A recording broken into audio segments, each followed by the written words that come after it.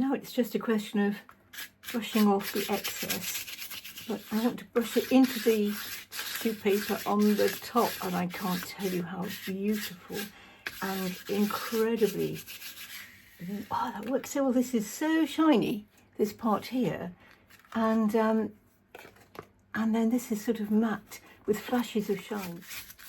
And now, of course, you know that this is going to be used, or is being used, on the bowl I'm making for the corrugated barn.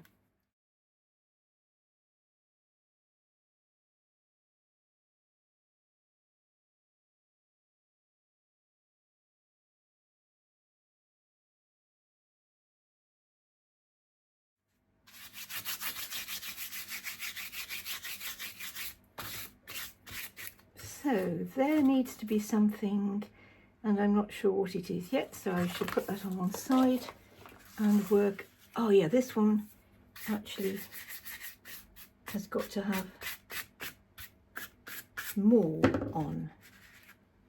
Oh yes, I was going to show you these, but I'm going to lay them out so that you can see all the different colours that they come in, because these are metallic powders as well.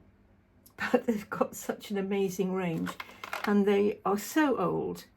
The glass is so fine. It's made by Winsor Newton, and this is kind of calf kid skin covering, tied up with linen twine. They're just little works of art, actually. I've only used the ones that have already been used. I've kept all the other ones as they are.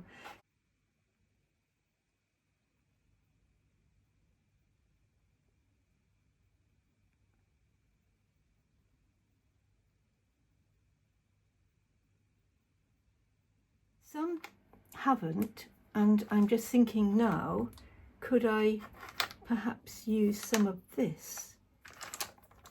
There's a purpley one. They haven't faded or anything, but let me see. So they come out like that, and then I need to put the brush in. If it will fit, yes it does, and see what colour is here. Oh, how about that? That's Viridian. Really amazing.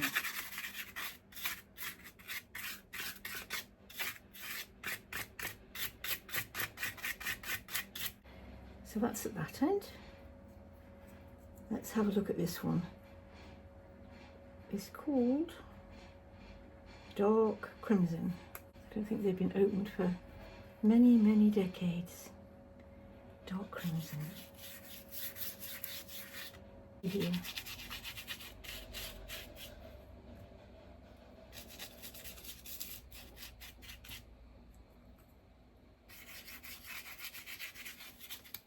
I think it's about these you don't use much anyway, and I think that's probably all I want to use of those there. And I want to go to this dark copper, which actually is rather like that,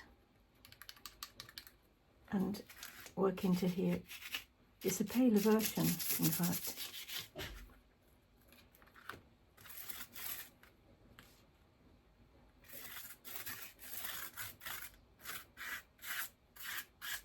I think bronzing powders are an absolute definite way to go for things like this. I don't know where this sits really. It kind of sits in the craft area, but at the same time it's just such a journey. I love the journeys. I loved setting off on a lovely morning and not knowing where I'm going and seeing what I discover. Maybe I can put some more copper, because this is extremely bright, but it's the kind of thing that you rub here and there.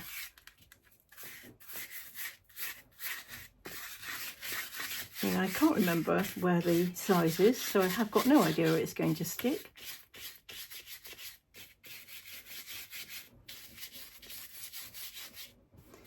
And even though you think you have an idea where it's going, once you actually put some new material down, it has a different relationship, as you know, with the ones that have been there before, and it starts off a new conversation. So I think that is lovely. So I shall brush that off.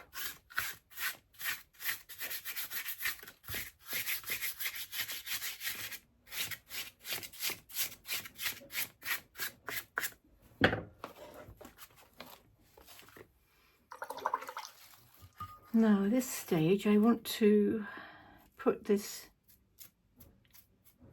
and you see how it works. You just basically get the brush pretty well loaded and then go along and sort of, in a way, just wipe off the tips of it and go along.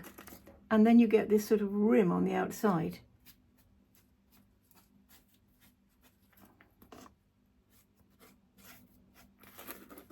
I quite like it. I will knock that back a lot more. So I'm just trying to get all the paint I could possibly need and then take all the paint off that I don't need.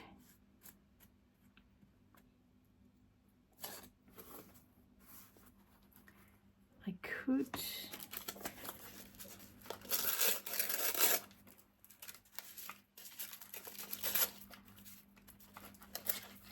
then go into there and along here.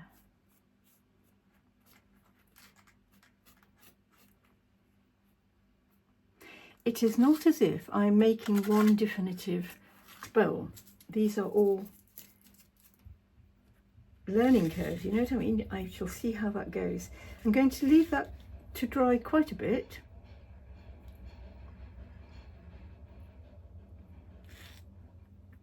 Let's put more paint here. Just the white bits to pick things up.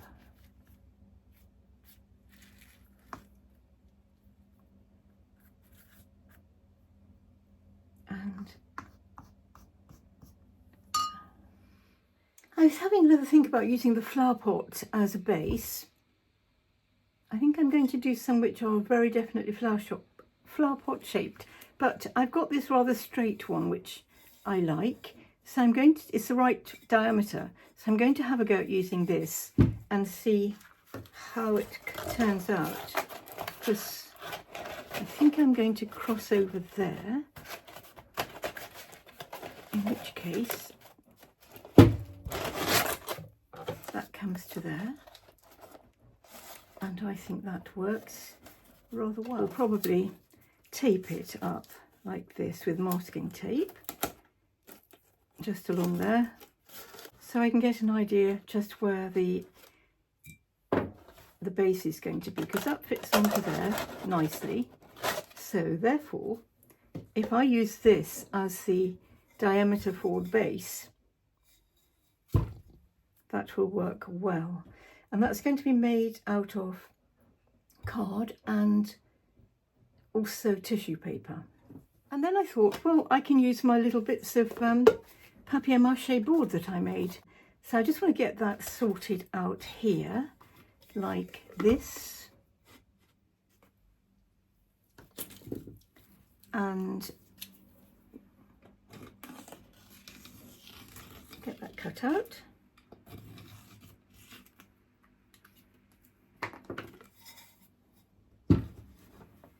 So this is the base, but I'm going to give myself a seam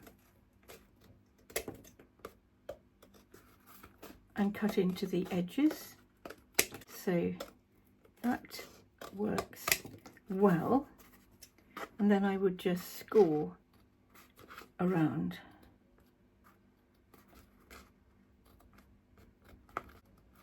Papier-mâché keeps you in the moment at the same time as letting your imagination wander anywhere you like. It's a lovely balance. It results in you being content, happy, engaged, peaceful. Highly recommended. So, save the bits and decide if the bowl is going to go inside that or these are going to go on the outside. There, now I just need to bring that round. because I have an idea that that will go over there. Let's put it that way. That will go into there like that, quite nicely. Yep. And then what I thought I might do is use a slightly bigger, I can adjust that of course. So what I'm thinking is if I place some layers of tissue paper on that and glue them in, then I can bring the edge around there and then adjust it quite. Of course, the alternative would be to splay those out a bit and put those around the edge and bring it down like that, which could also be very nice. But I think I do like that. Goodness. Well, I'll have to have a little think about that, because I should do some both ways really. And take that off there. See how that works.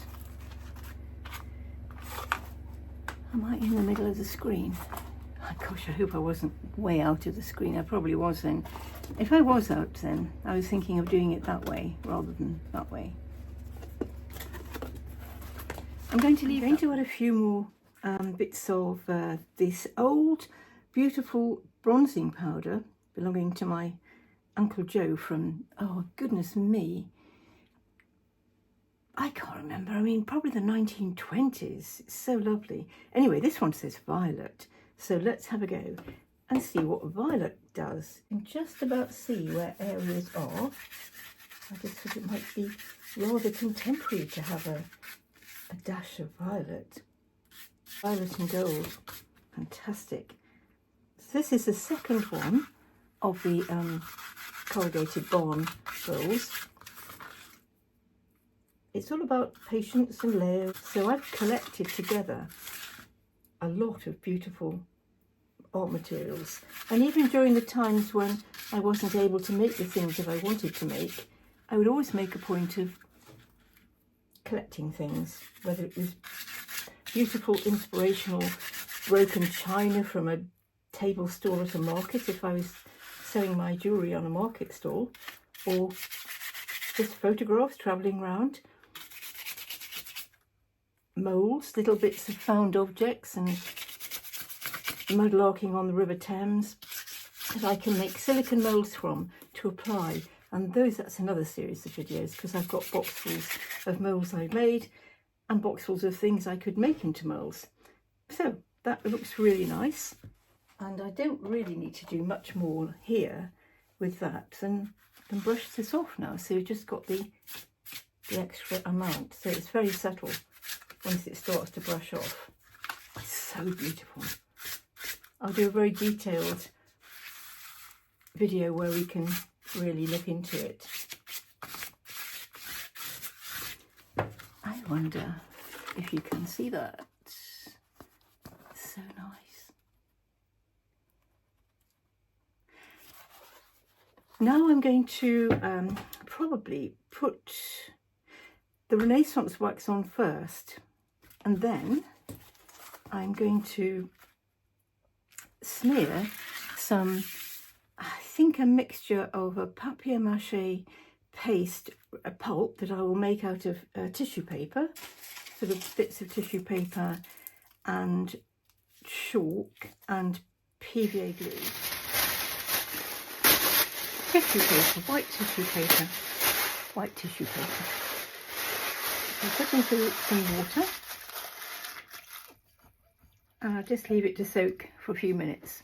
And now I'm going to just pull it apart gently. Just to help it on its way.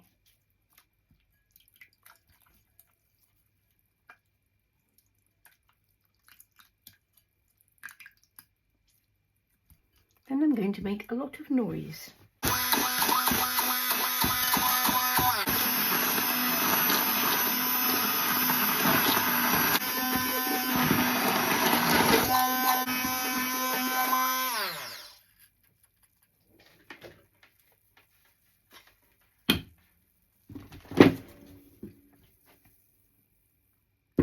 I'm going to sieve it. I'll just pop it into this bowl. That's just one sheet of tissue paper, really.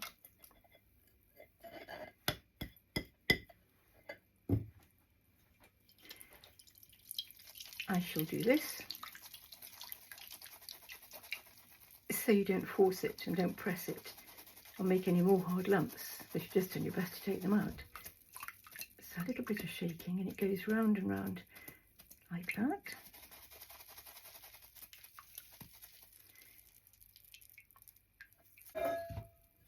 Then pop that back into there. I can use that again later. Pop that into there and add some PVA glue. Probably I shall do in volume 50-50.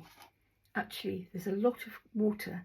That's straight PVA glue, but there's a lot of water in this. So when that mixes up, it'll be a very strong bond. But it'll have that lovely sort of flash of white paper.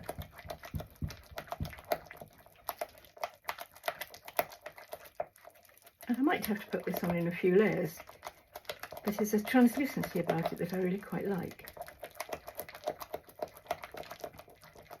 I'm going to put much as I love this surface, I'm going to put another piece of silicone down, like that. And then this is the piece I'm working on. I'm working on the reverse side. So I shall put some down the middle.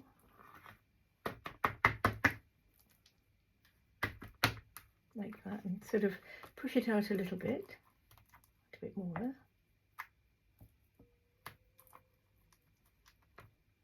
Actually, I think I've made a nice amount here.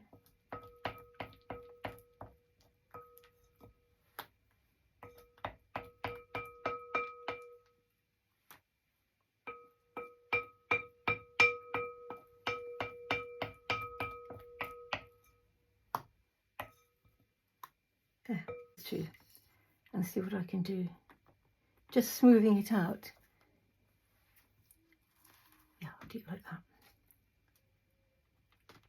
Patting it and gently putting it into place. Why am I whispering? It's ridiculous. I mean, it's because it's a quiet process, I think. Now this is going to be the inside of the bowl, and it's going to be gilded eventually. Quite like to take it right up to the edge where we painted, you perhaps too, painted that gesso edge, acrylic gesso edge. And down to the edges here.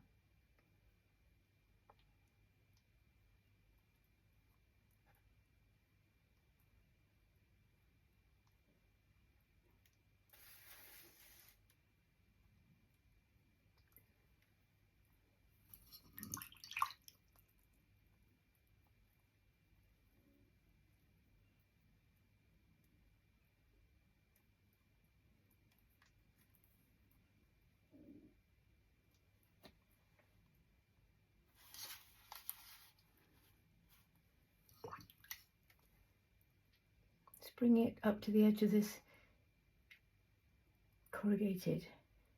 Well, it looks corrugated. It's actually the corrugated Amazon packaging with white tissue paper.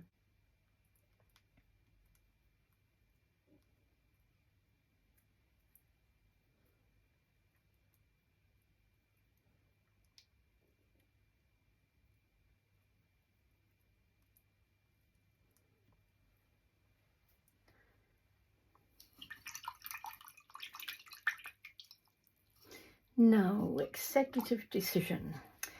If this dries, it will have these lovely swirly lines on. And then when it's dry and I put size on it and metal leaf, it will still have the lovely undulations and ridges. Which actually reminds me of the outside of those barns, because the other side picks up the rustiness of the roof. But inside the quadrangle of the farmyard, they've painted all the walls white, but they've been plastered, you know, first of all, and they have these lovely ridges. So I think I'd like to keep those like that. I'm just going to pull that back now to there. I'm going to leave it there now for the rest of the day until my drying cabinet is freed up, and then I'll be able to stick it into the drying cabinet. Just checking to see if I can put some little extras. Push it up just up to the edge of those nice little gesso ridges, which I like so much, and down to the edge of the band at the bottom, because that's where the strength is needed, and up here and along there and up there. Just touch it in place. I like it a lot, so I'm going to leave that. Size and a quite wide old brush. So I do wash these very carefully, but I like one that I can get plenty of size on and push it into the creases and cracks. And also with size, you probably want to put it on relatively thoroughly to begin with, but then spread it out and then let it dry, and then put a second coat on, or even a third coat.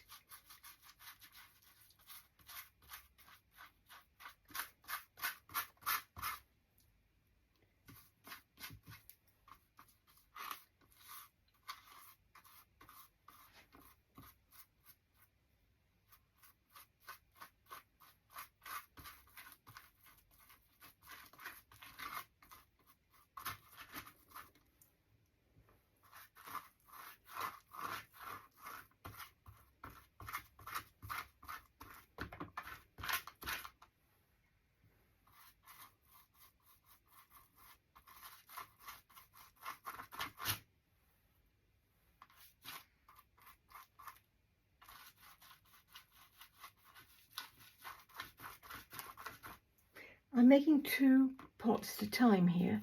This is the shorter one, so it'll be the narrower one, and slightly taller actually, I think, too. Yes, it will be. Now that's coming on.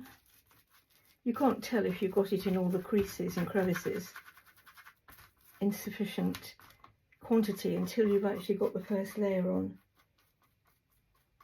There. I'll put this in water and then have to think to myself, what shall I gild it with? Should it be copper, or should it be silver or gold? I think I'm going to put a gold foil on first of all, and it's a foil that I've used previously. Well, that's dried nicely. Well, it hasn't dried, it's tacky. I'm going to have a go at this now. So, like that. And I have a roller, which isn't necessary at all. I just thought I'd do it. It's just as easy to go over it and use your fingertips. There you go. Pull it back, a bit like a sticking plaster. Oh yes, you see, it's even picked up little bits of that red from the previous thing. I think it was when I was doing papier-mâché jewellery. It would have been gold swirls on some kind of red background. Now I'm going to take that there and do the same. And I can take off some more. It takes quite a while to all come off, this stuff. It's quite useful.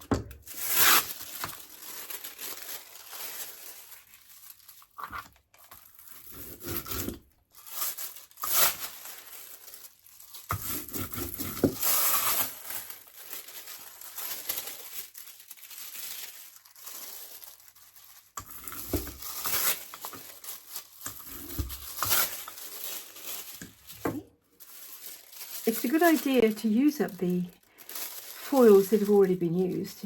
And you've got all these empty gaps you can add a different type of foil to.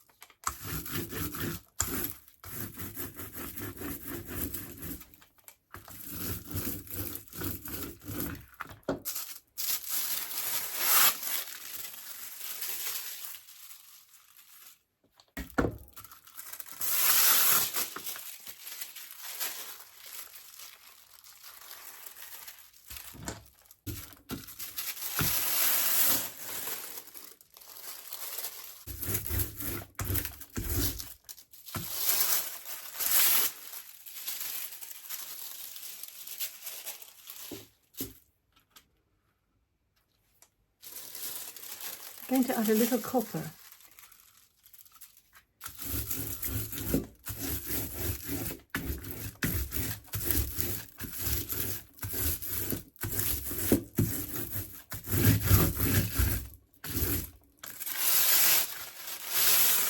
It's hardly noticeable, but it's subtle, so very nice.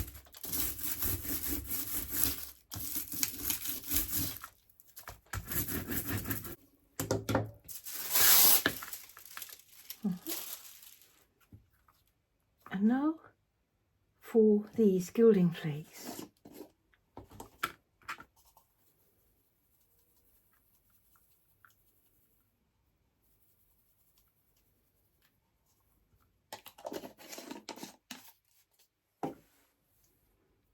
And a stencil brush.